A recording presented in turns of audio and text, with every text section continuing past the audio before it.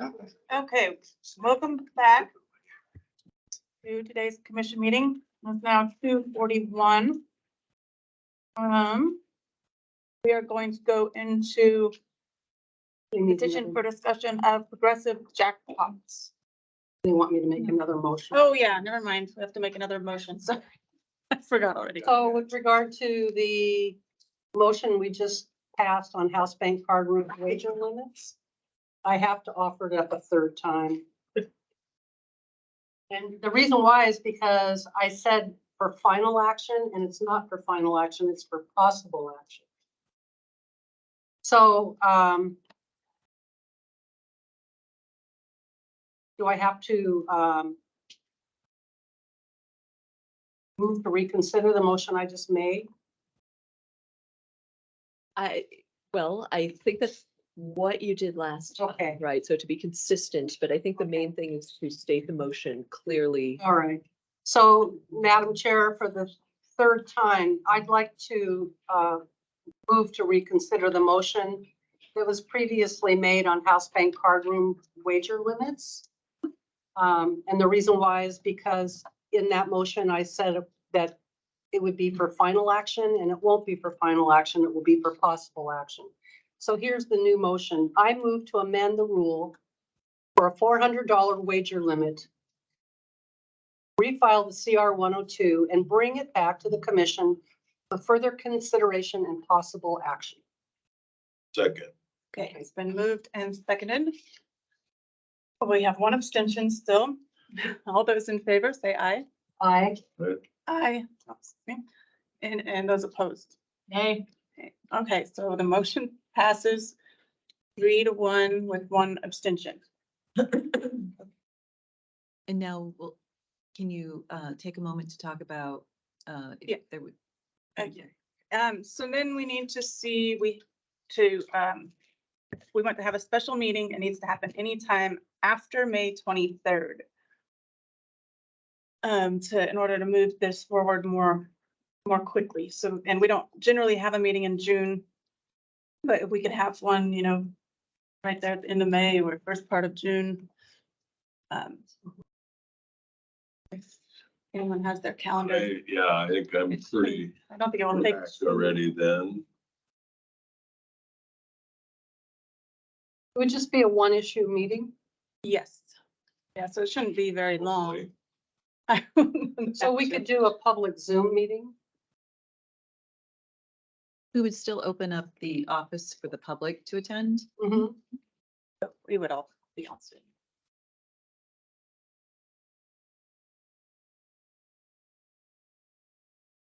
I'm free.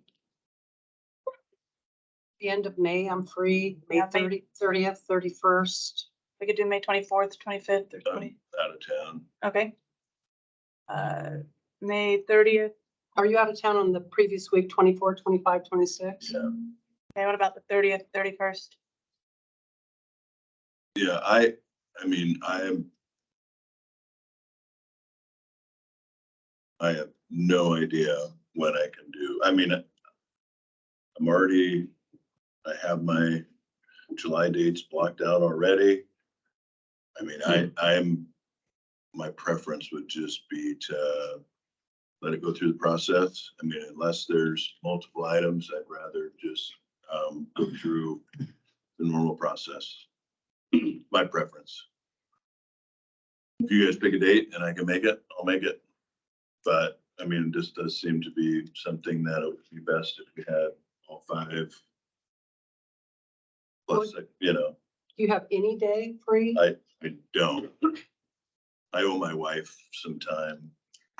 That My seems- June's a little crowded too. I might be a bit sporadic. There's some pre-planned travel anyhow, and for what it's worth. Okay, so the commission meeting would be July 20th. What That about works for me. earlier in July, last week of June? No, I've already got stuff scheduled for July and June. I mean, I've got the dates for our commission meeting in July set aside, but when we freed up the 13th, 14th, I took on travel dates then, and then I'm on vacation the week before that. Last week of June? Yeah, June 26th, 27th, 28th, 29th, 30th.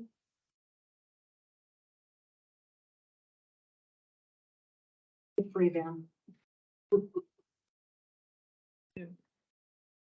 I have an employee who's going on extended leave closer to, it's family related, closer to July. So the closer you get to there, the more in question my schedule becomes outside of what's already been planned. Turns out you rely on your executive assistant really heavily. That last week in June doesn't work for you either, Anders, right? Without going too much into detail about family matters stuff, my employee, it's just a little bit tricky because health related stuff, but Yeah.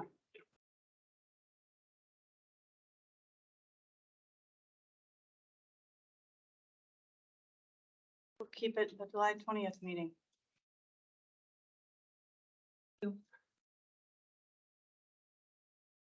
Okay. Next we have tab 5, the progressive jackpot with Lisa McLean. Okay, for the record, Lisa McLean, Legislative and Policy Manager, tab 5, Progressive Jackpots. This is based on a petition received from Tiffany Cox representing Galaxy Gaming.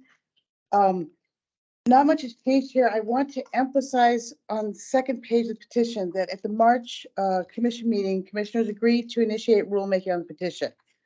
I want to emphasize that all currently authorized are a single gambling table with multiple progressive jackpots. We put in your package a picture of that.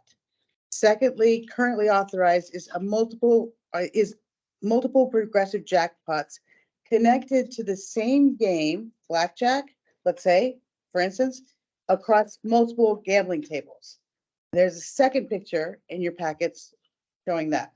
And the third is different gambling tables offering different card games can connect one progressive jackpot. So you can have a blackjack, you have 3 blackjack tables and 3 power guy, and one progressive jackpot can be connected across those 3. So that is what's currently authorized. What they're asking for is to be able to connect multiple progressive jackpots against different card games. Okay. At the March meeting, commissioners inquired about whether or not there should be a limit on the number of progressive jackpots that could be connected to different card games if you were to authorize more than one, which is the request to authorize more than one. Staff does not have any specific regulatory concerns about allowing more than one progressive jackpot to be connected to different games. The WAC currently does not restrict the number of progressive jackpots that can be offered on a single table. Okay. Furthermore, WAC rules do not restrict the number of progressive jackpots that can be connected across multiple tables for the same game. So it is just a matter of authorizing more than one across multiple tables for different card games. The commission staff has to, by rule, review and approve progressive jackpot systems. Staff must review and approve all card games offering progressive jackpots. And the commission requires card rooms to keep detailed records related to progressive jackpots, and regulatory agents conduct annual inspections of all progressive jackpot games in play. So there would be no change to the regulatory processes if this were approved. Staff recommends here further discussion. We have on line our subject matter experts, Jess Lose and Bill McGregor, and the Galaxy representatives, Steve Svetkotsky and Tiffany Cox are here. They also sent in a PowerPoint presentation, and that's what I'd say about that. All right, thank you, Lisa. Is there any questions for Lisa? Comments? I understand the petitioners might be with us if you have anything you would like to say. Hello. Hi, everyone. Steve Sikowski, Director of Product Development here at Galaxy. And I want to thank everyone for giving us the opportunity to present again. And certainly we're open to any questions. If there's any confusion or comments or anything related to what we're petitioning to change. Thank you. Does anybody have any questions for the petitioner? Okay, I don't think anyone has any questions, but we appreciate you being here, just in case. And do we have any public comments? No? Going online? All right. So that was for discussion only, so I guess we can move forward. Next, we have tab 6, staff proposed license fee and sports wagering vendor license fee adjustments. And for the record, again, Lisa McLean. So this is related to our fee adjustments. I just want to emphasize a couple of things about this rulemaking package.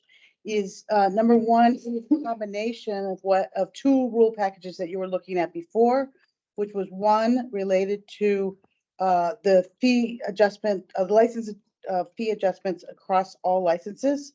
That was one, and a separate one was about adjusting downward the sports wagering vendor fees. We needed to combine those into a single rule package because of the fact that both were dealing with WAC 230.05170. And if we kept going in a separate way, we would have be negating one of them. So we collapsed them into a single package. Nothing's changed with regard to what we're recommending, 10% increase in base fees, 6% for gross gambling receipt rate, 60% for the increase in maximum fee, and special provisions for electronic raffles and the major sports wagering vendor fee down to 30,000, mid-level sports wagering vendor fee down to 5,000, ancillary sports wagering vendor fee down to 2,000. One thing we've also added and highlighted in this package is that all adjusted fees, should you approve them, would be assessed at the time that the license renewed. Okay. I think I don't have a whole lot more to say. I do want to say that since we met the last time, I've put in your packages some additional comments that we've received. We have Dennis Stanger related to decreasing profit margins for pull tab operators. Todd Phelps, a similar comment objecting to the proposed license fee increase for pull tab operators. Barbara Jones also commenting on the pull tab fee increase.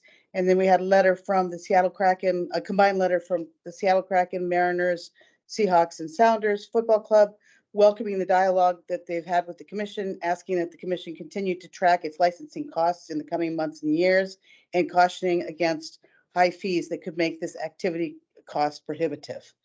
I think with that, you pretty much know the topic. I can answer any questions. I know the time is short. So staff recommends further discussion at this meeting. The earliest that you could take final action would be after a public hearing at the May commission meeting.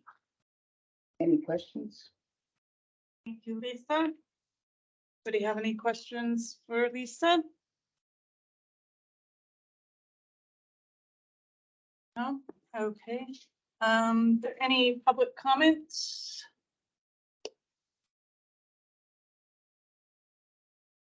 Any online? No? All right. I think that's it for that. And so now we are on the 2023 legislative update with Tommy Oakes. Hello, Tommy. So Chair, as he makes his way up there, I just wanted to keep it on folks' minds that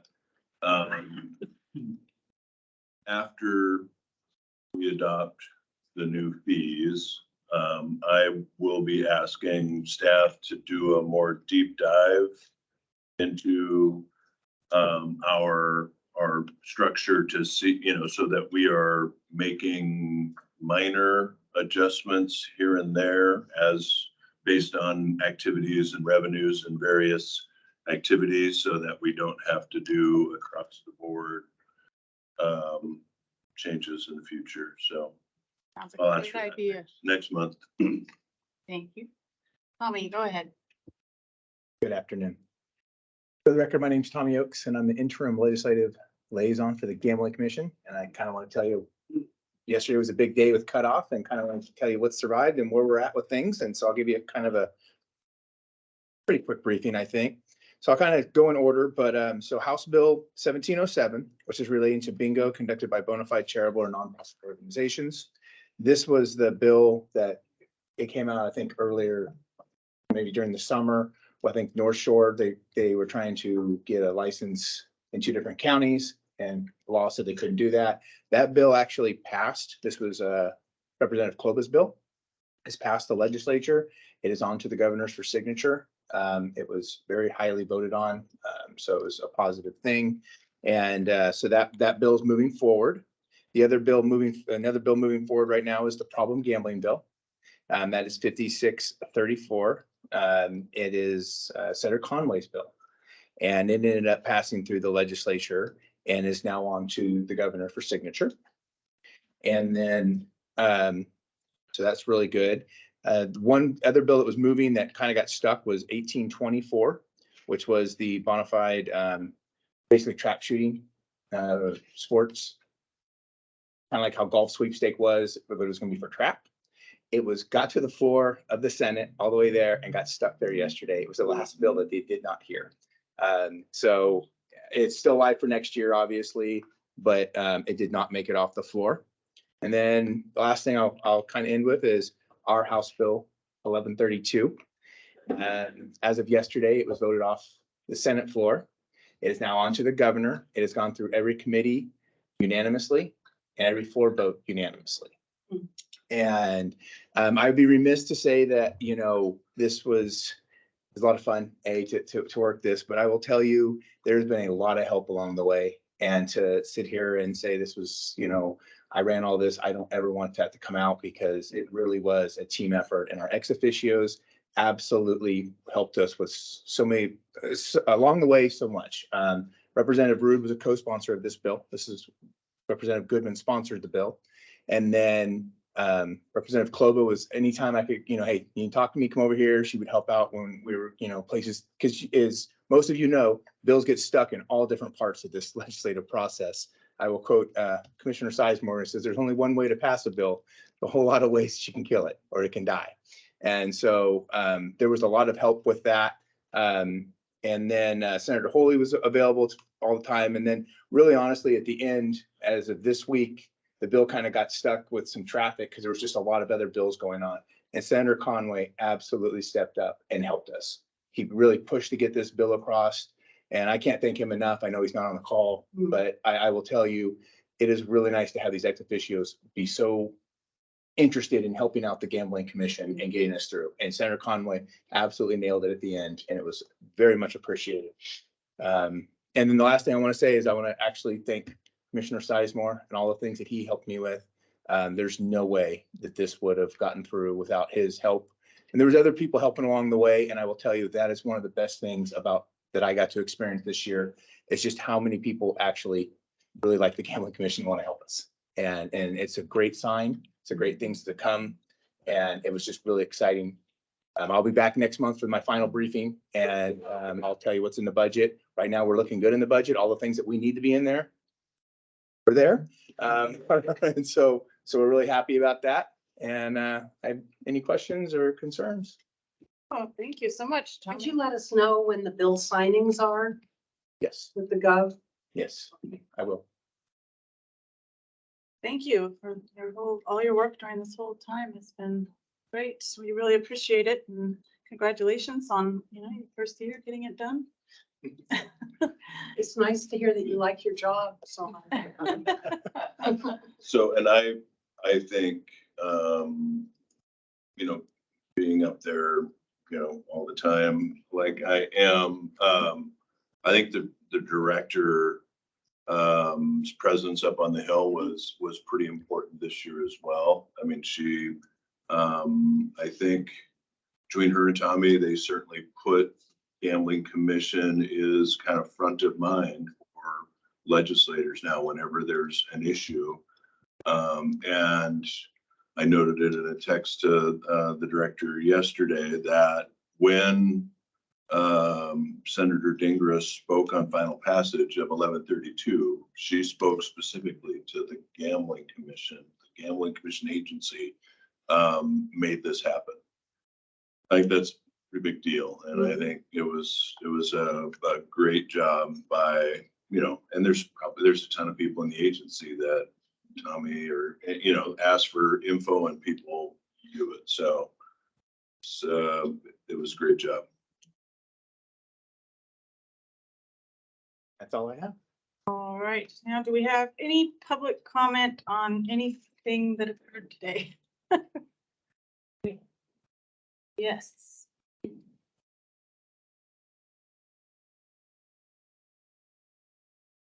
Good afternoon. I'm Vicki Christopherson. I'm here today on behalf of Maverick Gaming.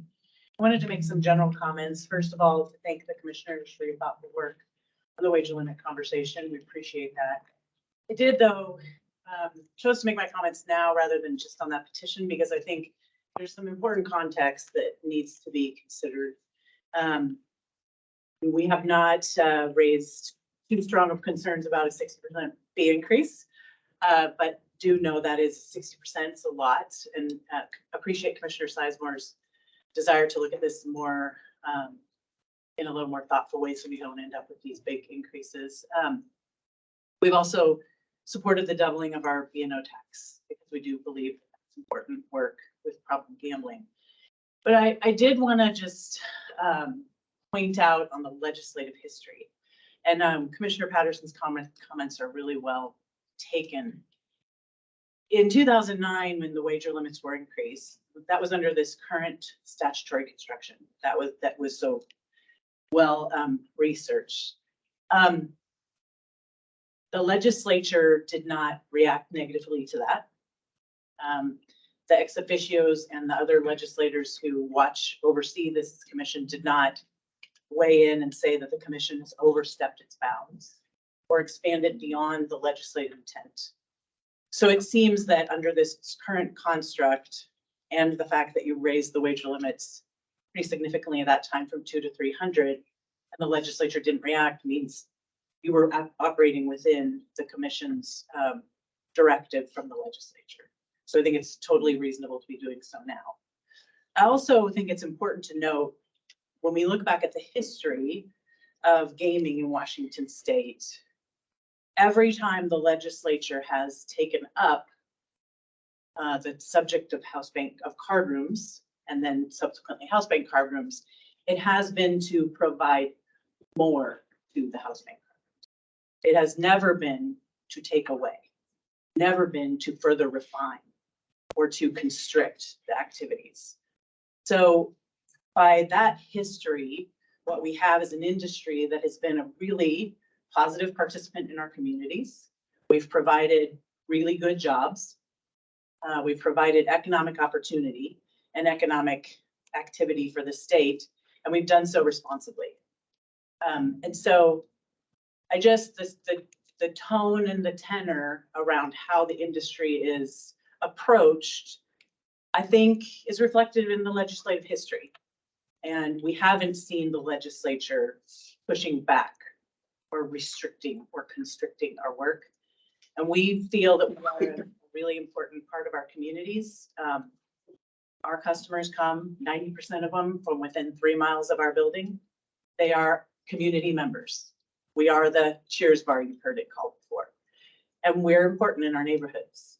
And just appreciate the commission considering that and recognizing the role of the industry, and then ask you to look at all the things that are happening in total. We look at 2 very significant increases in cost on top of, yes, inflation is one thing.